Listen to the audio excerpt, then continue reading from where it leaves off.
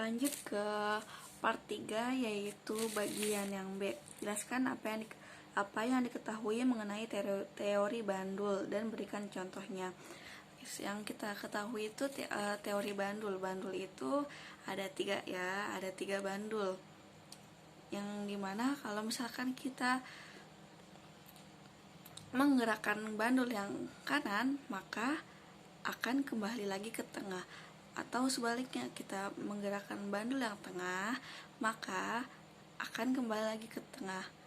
Dan juga kalau kita menggerakkan bandul yang kiri, maka bandulnya akan kembali lagi ke tengah.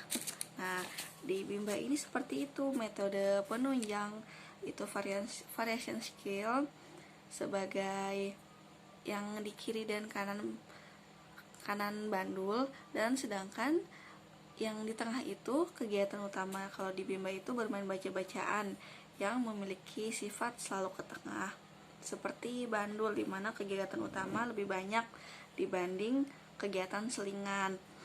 Nah, di Bimba itu juga contohnya afeksi, aspek-aspek yang ada di Bimba itu aspek kognitif, yaitu seperti membaca, berhitung, kemudian aspek afektif seperti bercerita, berdongeng, terus juga bernyanyi.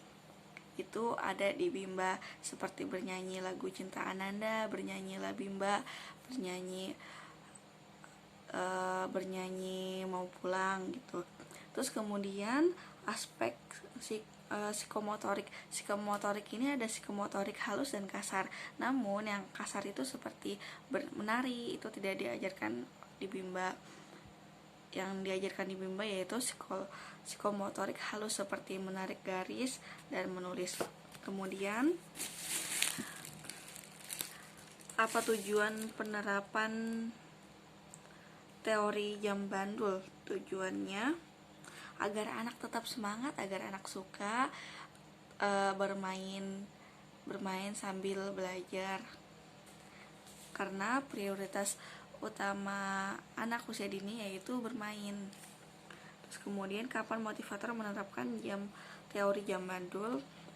Setiap saat bimbingan Bimba A-I-U-E-O. Terus kemudian yang keempat, bagaimana cara menerapkan teori jam bandul? Maka motivator harus berparadigma Bimba, terus kemudian disiplin, menerapkan metode-metode yang ada di Bimba seperti fun learning, small step system, variation skill, ya seperti itu. Dan jangan lupa motivator memberikan reward kepada anak agar anak lebih semangat lagi. Terus kemudian bagaimana cara menerapkan teori jam bandul?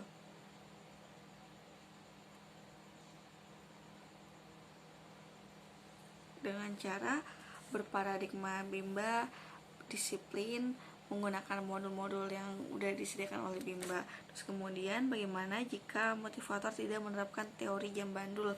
Maka anak akan bosan, anak akan merasa jenuh ketika teori bandul ini tidak dilaksanakan. Terus anak akan merasa belajar itu adalah beban. Terus kemudian apa dampaknya jika motivator tidak menerapkan teori jam bandul?